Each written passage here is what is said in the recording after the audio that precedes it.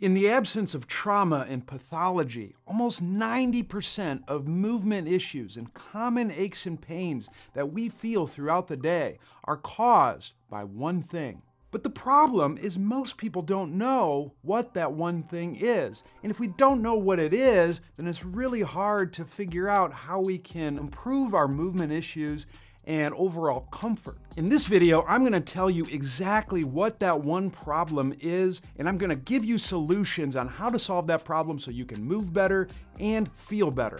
But first, we have to figure out why our bodies become stiff and lose motion. Try this quick experiment. Just go ahead and move your wrists around with an open hand, just slow, easy effort, and you'll notice you don't really have a whole lot of resistance when you do this. But now, I want you to go ahead and make the hardest fist that you possibly can, and try the same thing. What do you notice? You start making a lot more noise as you move, you have way less motion available, and it probably isn't as comfortable. What happened? Well, what happened is as your body increased muscular tension, it reduced the amount of space that's available in the wrist joint when you move. When there's less space available, the load distribution becomes more pinpoint or focal. It's like the difference between lying on a bed of needles versus only one needle. When you lie on a bed of needles, the surface area is larger and more broad. So pressure from the needles is distributed across a larger space in the body. Contrast that with lying on one needle.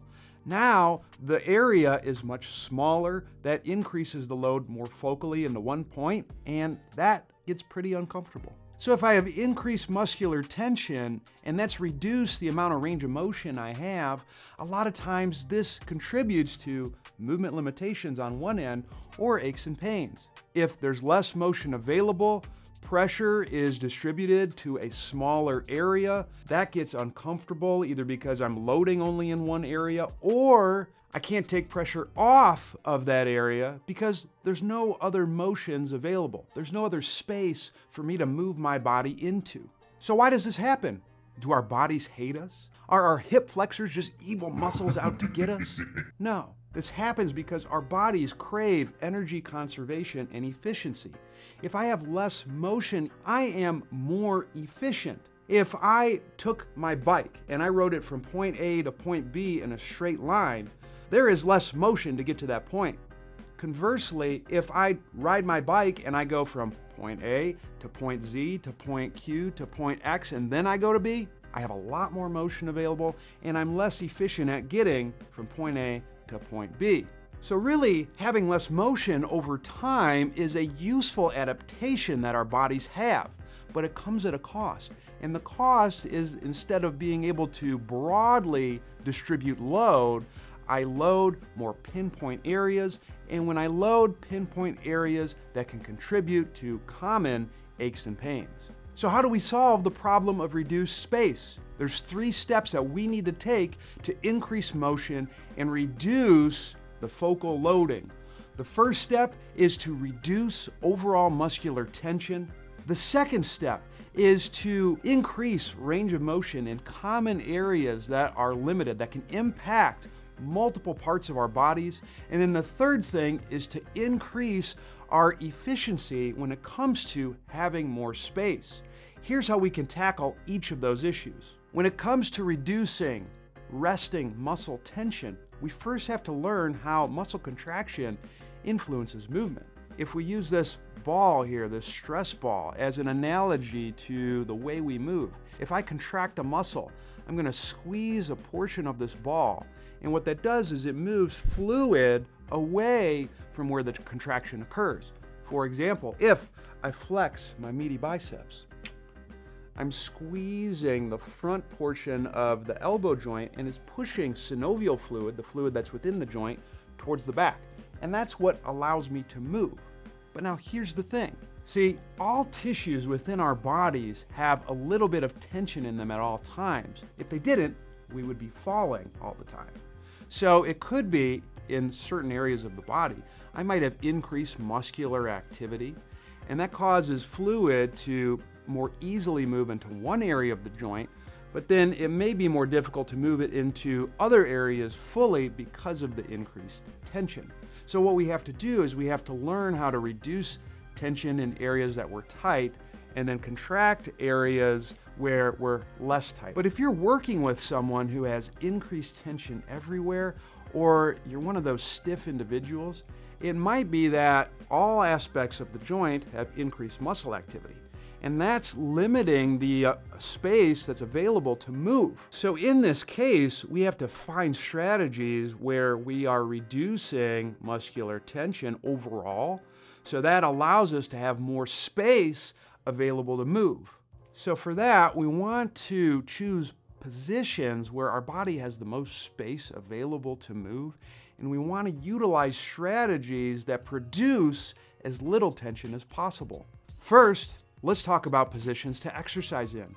Did you know that when you're lying in certain positions, your rib cage actually changes its shape? Well, that's what this study by Takashima et al. Illustrated. In the side-lying position, the dimensions of the rib cage get smaller side to side, and they increase front to back. Commonly, in order to restrict available motion, most individuals have increased muscle activity on the front side and the back side of their bodies. So by being in the side-lying position, I can take advantage of gravity, squeezing the sides of the rib cage and the torso, and expanding the front to back dimensions, giving me more space to move. With that, if I choose activities where I move slowly, slow motions produce less tension compared to fast motions. So that can increase available space. And the last thing that I can change is the way that I breathe. If I quietly nasal breathe, there is very little muscular tension that's occurring because it's more of a passive strategy. This quiet nasal breathing allows me to expand the rib cage in all directions as well as the neck, and it causes movement in the abdominal contents. So it's a powerful way for me to influence a lot of areas when I'm moving. Very gentle rolling is a great way to practice this concept. All you'll need is a pillow and a foam roller. You're gonna rest your thigh atop the foam roller, and you're gonna put your top hand across your chest, just like so. During this portion, you want to keep your mouth closed and quietly breathe in through your nose. You do not want the breath to be audible, or else you won't enjoy this program. And from here, you wanna think about a straight line between your nose, your chest, and your zipper. That straight line is going to slowly move towards the ground, letting your leg roll forward, and then it's going to come back. Now, the goal with this is not to move as far as you can. The goal is to move without really feeling like anything's happening. That's teaching you to move without producing any tension. If that's too easy, you can then eliminate the foam roller, hook your top foot underneath the bottom leg, keeping it straight, taking your top hand, resting it on your temple, and you can do the same nasal breathing roll, but this time flop to your back, making sure that the elbow and the knee stay up. Reducing overall muscle activity allows us to open space. But now what we have to do is we have to be more selective about it. We have to be able to contract certain areas so we can expand the available space in common areas that are limited in just about everyone. But what are those areas? We have to look at which areas of our bodies are most commonly limited that help reduce this overall motion and increase efficiency. There's two key places. Are you someone who can't really touch your toes, or perhaps you feel like you have a lot of tension in your hips, or you even lock your knees out a lot? Well, if that's you, then that's because the bottom portion of your pelvis, where the lower portion of the glutes are and the high hamstrings, may have increased muscle activity. What this does is it pushes the center of mass, or the pelvis, more forward. If the pelvis has a tendency to have more motion forward, that limits our ability to rotate, which is pretty dang efficient. If the pelvis has a tendency to move forward, it can increase muscle activity of stuff on the front side of our bodies, namely the rectus abdominis. If that muscle is engaged, that will have a tendency to pull the thorax downward like this. Does this look familiar? Someone who's got more of a slouched posture. And when that happens, it allows us to better put force in the ground so we can stay upright. But there's a cost to that. In order to understand what that cost is, we have to look at a paper towel roll. If I apply very little pressure to this paper towel roll, it can rotate quite easily. But if I squeeze the front and the back of the paper towel roll, now I have less ability to rotate and it can't move as well. Our bodies do very similar things. If I have backside musculature, lower glutes, and front side musculature, the rectus, damn near gluteus abdominis, that have increased tension in them at rest, it limits my ability to rotate. Guess what? That's efficient if I have less rotation available. But then we got some of the movement problems that we're talking about. So we need a strategy that addresses those two areas to help restore our ability to rotate. The walking wall squat is the movement that I use to target both of those areas. Here's how to do it. Have your feet hip width apart, making sure that you're feeling weight along the whole foot, especially the inside heel and the big toe base. You want to make sure as you do this that you don't tip the feet inward. Hands will be on the wall. You want your eyes looking towards the wall at all times. Soften the knees. Here you're going to take a silent nasal inhale. Exhale is going to be long and slow through the mouth. Now as you're exhaling, that's when you want to begin the movement portion. From here, you're going to keep your knees fixed. You want to slowly walk your hands down the wall and push your hips backwards. Once your hips are backwards, you might feel a little stretch in the back of the hips.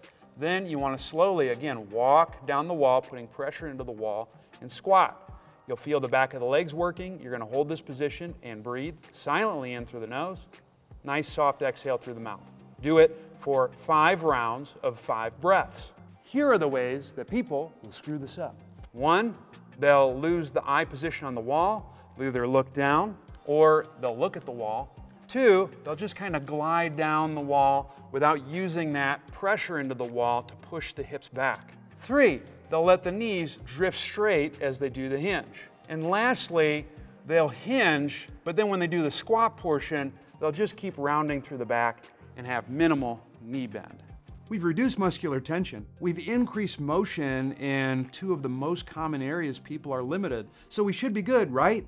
Wrong. Even though we have this motion available, we might not be efficient in utilizing this movement strategy. So how do we become more efficient at a more difficult strategy for our bodies? The same way that we increase our fitness any other way, and that's with more intense exercise. But what kind of exercise could increase our motion but still produce enough intensity that it allows us to adapt in the manner that we need to move better? We can take a variation of that walking wall squat and load that exercise so that way we strengthen some of the muscles that help keep the lower glutes and the rectus, damn near gluteus abdominis, relaxed. But what exercise could that be? The natural progression from a walking wall squat, of course, a box squat. If I use similar cues that I did on the walking wall squat with the box squat, I basically load the same pattern that I use to increase movement.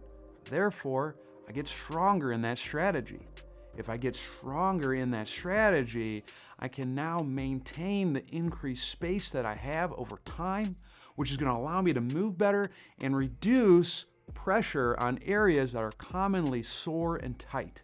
And if by some chance you don't feel amazing after those 3 movements, or you're one of those people who just has a ton of tension all the time, then I would check out this video right here. It goes into 5 of my favorite exercises that reduce overall muscular tension and activity